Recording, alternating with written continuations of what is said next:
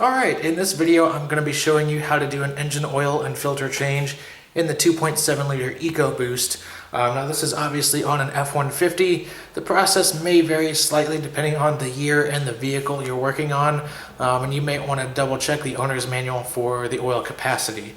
But I think the process is generally the same, and in this particular vehicle it does hold 6 quarts of oil, both if it's 2-wheel drive or 4-wheel drive. So let's go ahead and get started and I'll show you the process. Alright, now I do have the OE oil filter, which I picked up from the local Ford dealership, and along with that they gave me these seals which we will replace. Then I also picked up a drain plug. This is a plastic drain plug. According to Ford, I don't think there's any sort of recommended like interval for replacing these things, but with it being plastic, I went ahead and picked up a new one. You can get the seal on its own, but my Ford dealership just had the entire plug in stock, so that's what I picked up. But I would recommend at least replacing the seal just preventatively to prevent any sort of leaks or anything like that. But technically you do not have to. Technically you can just go ahead and reuse it, but I'm doing it preventatively just for my own peace of mind. And then lastly, I did pick up 6 quarts of Mobil 1 5W30.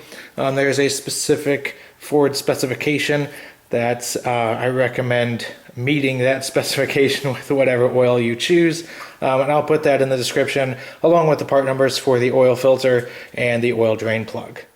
Okay, the oil filter is located on the top of the engine. It is a cartridge style filter. To remove it, I'm going to be using a 27mm socket. It's hard to get my camera positioned to look down inside here, so just wanted to kind of show you the general location that it's in. Go ahead and remove the oil filter.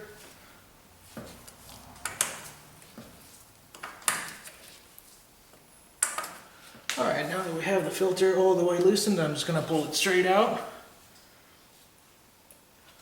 Alright, so we have the main filter element here. There is a seal here at the bottom of the filter, and then there's 2 seals here along the top which we will replace. So we'll start off by popping off the filter and popping the new one on. And then I'm going to take a pick and just pull off all 3 of these seals.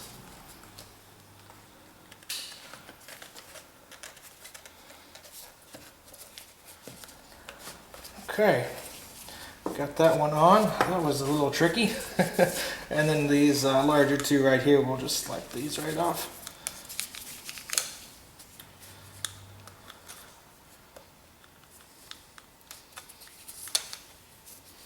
And I did get a little bit of fresh oil here just to help lubricate the seals.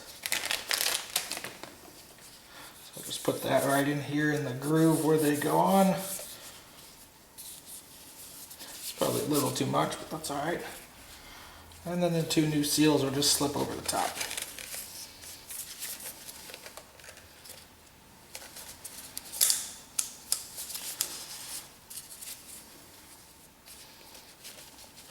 Just kind of roll it down into place. It should look like that when you're done. 2 seals here in the bottom 2 grooves, 1 up top, filter element all the way in, and I'm just going to screw it back in place.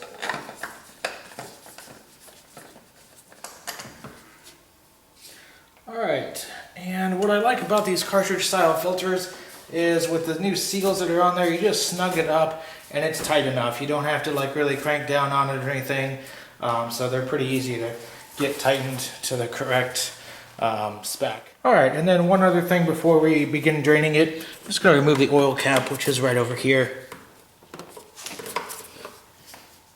Alright, and here we are underneath the truck. There is a plastic drain plug right here at the back of the oil pan, located right in front of the front sway bar. And using a pair of pliers to kind of get it started, but once we get it started, it just comes right out by hand.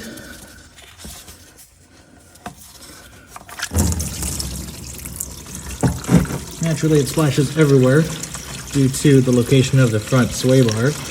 Now, while that's draining, there are some F-150s that do have a cover underneath here. Mine either is not equipped with it, or maybe it's missing. There are the mounting points that you can see. So if yours does have that cover, it's just 4 bolts that need to come out to drop the cover down. All right, with the seal lubricated, I'm now just going to install my new drain plug into the oil pan. And once you hear the click, you'll know that it's tight enough. There's also these tabs that sort of meet up against these other tabs here on the oil pan, just as an indication that it is tight enough. So as you can see, there is some splashed oil underneath here. So I'm just going to take some brake clean, a couple paper towels, and just going to wipe this off real quick. All right, so the next step is just going to be to fill the engine with oil.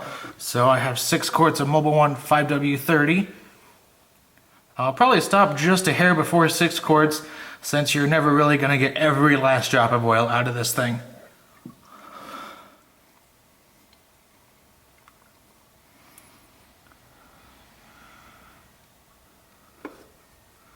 All right, and that's almost 6 quarts, so I'm going to stop right there and just check the level.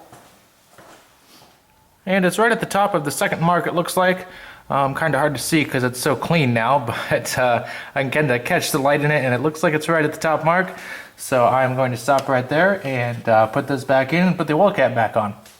All right, and while we're underneath here, before we finish things up, this would be just a great opportunity to go ahead and check all of the fluid levels. I just topped off the coolant here the other day, so I know that's good, but just want to take a peek around and just make sure all the fluid levels are right where they need to be. And then we want to start it up and just make sure there's no strange noises, and just peek at the oil filter and also underneath the truck. Just make sure that nothing's dripping out.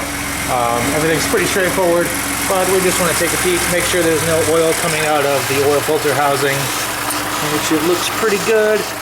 And then we just want to take a peek underneath. I did spill some oil, but we just want to make sure there's nothing dripping out of the pan. And if we kind of zoom in up there, in that general area, I don't see anything coming out, so I think we are in good shape. So lastly, we'll go inside the truck and just reset the oil life monitor. Now, it's only been about 3,500 miles since it was changed last, but it's been almost a year, and with the oil life around 10%, I figured this would be a good time to go ahead and get it done.